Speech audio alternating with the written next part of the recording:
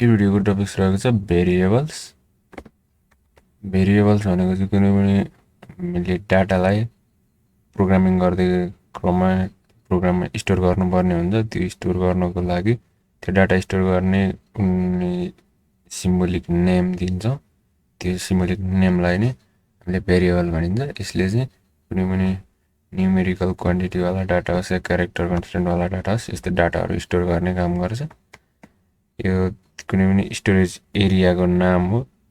त्यो नामको थ्रुबाट त्यो डाटालाई हाम्रो प्रोग्रामले म्यानिपुलेट गर्न सकोस् भन्ने हेतुले हामीले भेरिएबल युज गर्छौँ प्रोग्राम गर्दाखेरि। यो चाहिँ खासमा मेमोरीको लोकेसन हो। त्यो भेरिएबलको नेमले कुनै पनि मेमोरी लोकेसनलाई रिफर गर्ने कुरा भयो। अनि हामीले कुनै पनि मेमोरी लोकेसनलाई एउटा सिम्बलको थ्रुबाट जनाउँछौँ, जुन भेरिएबलको थ्रुबाट जनाउँछौँ। यसले गर्दाखेरि पछि इजिली त्यो पत्ता लाग्न सकोस्, कम्प्युटरले पत्ता लगाएर हाम्रो प्रोग्राममा काम गरोस्।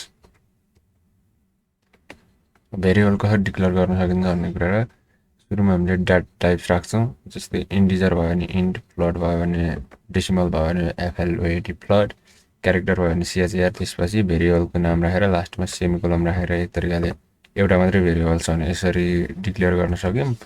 एकभन्दा बढी भेरिएबल एउटै डाटा टाइपको छ भने सुरुमा त्यो डाटा टाइप्स राख्ने, भेरिएबलको नाम राख्ने, त्यसपछि कमा हामी दोस्रो भेरिएबल, त्यसपछि कमा हुँदै जति भेरिएबल राखिसक्नुपर्ने छ राखिसकेर लास्टमा सेमिकोलन राख्यौँ भने पनि हामीले धेरैवटा भेरिएबल एउटै डाटा टाइपको एकचोटिमा डिक्लेयर गर्न सक्छौँ यसरी। भेरिएबल डिक्लेयर गर्नको लागि पनि सर्टेन रुलहरू हुन्छन्।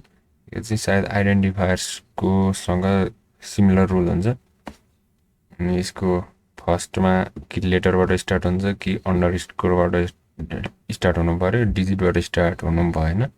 त्यो आइडेन्टिफायरसँग सेम छ। अनि किवर्ड्सलाई पनि भेरिएबलको रूपमा युज गर्न सकिँदैन, किनकि किवर्ड्स भनेको सी प्रोग्रामिङमा एउटा फिक्स मिनिङ लिएर आएको त्यो वर्डहरूको कलेक्सन हो, जुन 32वटा हुन्छन्।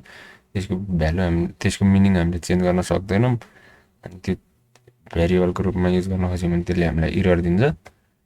त्यस्तै दुईवटा वर्डको बिचमा अथवा दुईवटा क्यारेक्टरको बिचमा हामीले स्पेस राख्न सक्दैनौँ।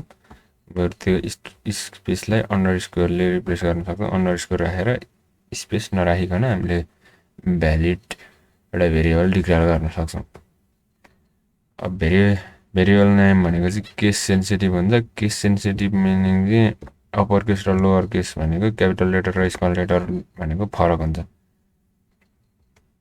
भ्यालिड भेरिएबल नेम कस्तो खालको कसरी हामीले भेरिएबलको नाम दिउँ भने चाहिँ त्यो भ्यालिड हुन्छ भनेर केही इक्जाम्पलहरू दिएको छ। हामीले भेरिएबलको कुनै पनि एउटा मात्रै लेटर राखेर भेरिएबल दिउँ भने भेरिएबलको नाम दिउँ भने त्यो भ्यालिड हुने भयो। सुरुमा लेटर्स, त्यसपछि केही डिजिटहरूको कम्बिनेसन राख्न सक्यौँ। हामीले सुरुमा अन्डरस्कोरबाट सुरु भएको पनि भेरिएबल हुन सक्यो। हामीले स्पेस नदिएर बिचमा यस्तो अन्डरस्कोर राख्दियौँ भने त्यो पनि भेरिएबलको नाम भ्यालिड हुन्छ। र कुरा क्यारेक्टर अनि VAR भनेको एउटा भेरिएबल भयो। अनि अर्को स्मल VAR, यहाँनिर क्यापिटल र स्मल फरक छ। त्यही भएको कारणले यी दुईवटा अलग भेरिएबल हुन्।